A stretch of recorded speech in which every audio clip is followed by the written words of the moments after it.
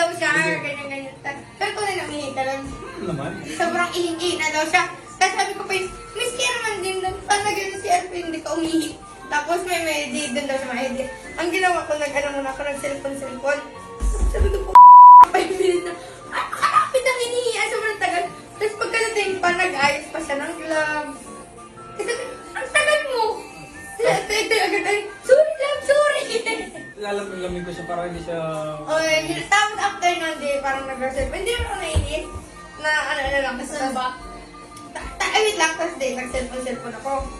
At nilagay ko yung cellphone sa bag niya, tapos parang nayakap-yakap ko siya. Tapos ang ginawa niya, hinawakan yung kamay ko, hindi ako naman harap mo na. Ganyan. Tapos, nung sa lubak doon ako sobrang naiyamot. Kasi naman sobrang, di tawa naman na kami. Tawanan na yung nagpapatakday. Wala na lang nagkatawa ng patay. Tapos sabi ko, alam na, nabigot na naman yung ulo ko doon sa helmet. Sabi na, tapos sabi, ay, pag ando na sa may ay tagtagin mo na, abagalan ko na. Nagtakbuhan na, abagalan ko na. Kasi nagkatawa-tawa ka. Tapos bigla may nag-cellphone ako kasi may ilan ang views ng video. Nagkapunta yata ako, ganyan-ganyan. Jadi na, sobrang chill ko pag yung daan sa lubak, sobrang laki. Ganyan-ganyan. Sabi ko, aray naman!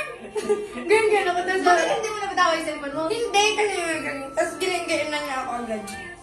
Tapos sabi ko, sorry. Tapos tawa siya. Nagapit yung patawa, natawa ako. Tingnan mo, masira. Ay, bakit? Awan dyan. Awan dyan. Tinuko ko sa'yo, meron. Tapos, kapuyod pa siya. Ang pangit niya pag nakapuyod. Kailan? Ay, baka kayo magpuyod. Kaya inagalan ganun magpapagdating. Parang kanya ng Ang pinang- ang pangit mo daw kapag nakapuyo. Hindi, ayaw niya rin naman kasi. Alay! Alay! Oo, kasi tinanong kita nung nakaraan.